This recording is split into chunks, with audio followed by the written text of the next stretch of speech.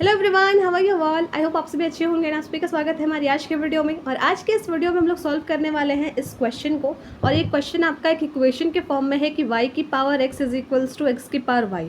तो जब भी कोई क्वेश्चन इक्वेशन में हो और उसे डिफरेंशिएट करना हो तो वो कैसे करेंगे वो हम लोग आज की वीडियो में सीखेंगे। तो सबसे पहले दोनों साइड्स हमें लॉग लेना होगा। क्योंकि हमने एक क्वेश्चन इसी तरीके का सिमिलर सॉल्व किया था कि अगर कोई वेरिएबल की पावर वेरिएबल है तो हम लोग दोनों साइड लॉग ले लेते हैं। तो यहाँ पर भी तो वही केस है, आपका दोनों साइड वेरिएबल है और वेरिएबल की पावर भी वेरिएबल है, यानी कि यहाँ पर अल्फ़ाबेट्स एक दूसरे के पावर भी हैं और कांस्टेंट भी हैं।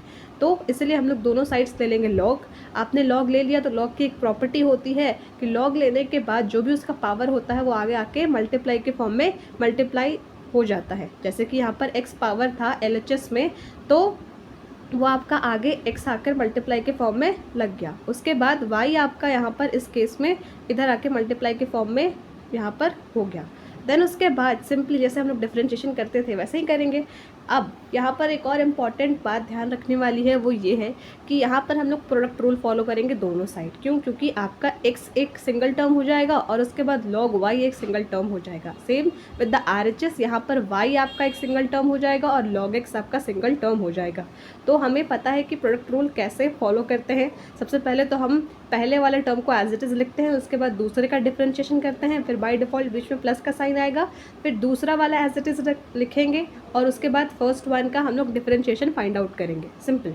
तो वैसे ही हम लोग यहाँ कर रहे हैं LHS में कि x इंटू 1/y इंटू में dy/dx, यानी कि x को हमने एज इट इज़ रखा, उसके बाद log y की वैल्यू होती है।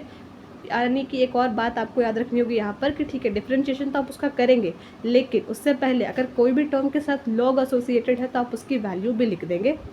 लॉग के साथ कोई भी टर्म एसोसिएटेड होता है तो उसकी वैल्यू 1/दैट वैल्यू के बराबर होती है। तो आप वो टर्म लिखेंगे, उसके बाद उसके डिफरेंशिएशन करेंगे कि x इंटू में यहाँ पर log y है तो log y का वैल्यू क्या होगा 1/y। अब उसके बाद y टर्म का हम लोग डिफरेंशिएशन करेंगे, दैट इज़ dy/dx, क्योंकि हम लोग इस केस में इस क्वेश्चन में डिफरेंशिएशन कर रहे हैं with respect to x। Okay, yes. अब हमने सेकेंड टर्म का डिफरेंशिएशन तो कर दिया। अब बाय डिफ़ॉल्ट बीच में प्लस का साइन आएगा and then log y as it is लिखा जाएगा और उसके बाद x का डिफरेंशिएशन करेंगे विथ रिस्पेक्ट टू x, तो वो 1 आता है, इसलिए यहाँ पर आपको लिखने की ज़रूरत नहीं है।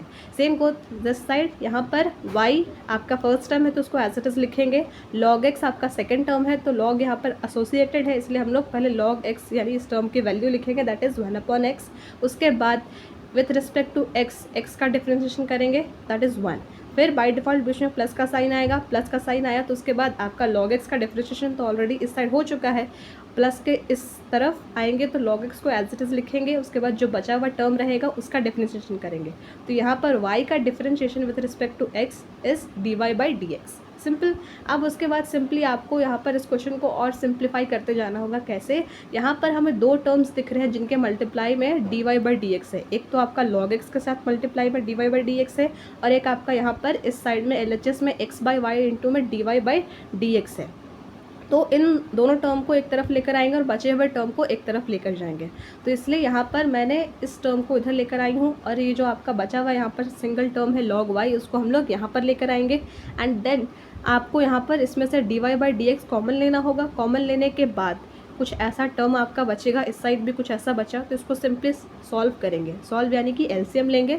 नीचे यहाँ पर कुछ नहीं है, इस केस में y है तो इसका एलसीएम y हो जाएगा, तो यहाँ पर x, फिर उसके बाद y आपका log x से मल्टीप्लाई हो जाएगा, यहाँ पर आपका एलसीएम x हो जाएगा और उसके बाद x log y से मल्टीप्लाई हो जाएगा एंड देन सिंपली हमें यहाँ पर डिफरेंशिएशन करना है क्वेश्चन में। तो डिफरेंशिएशन करने में हमें dy/dx की वैल्यू चाहिए होती है, तो वो क्या हो जाएगा, ये आपको ऑलरेडी इधर है, हमें dy/dx सिर्फ चाहिए, तो इससे इस टर्म को हटाना होगा। तो ये कैसे हटेगा, हम इस पूरे टर्म को हटाना चाहते हैं, तो इसका मतलब आप इसको इस साइड लेकर आना चाहते हैं तो आप इसको ऐसे मल्टीप्लाई के फॉर्म में लेकर आ सकते हैं कि ये आपका जो डिनोमिनेटर है वो इधर आकर न्यूमरेटर बन जाएगा, जो न्यूमरेटर है वो इधर आकर डिनोमिनेटर बन जाएगा।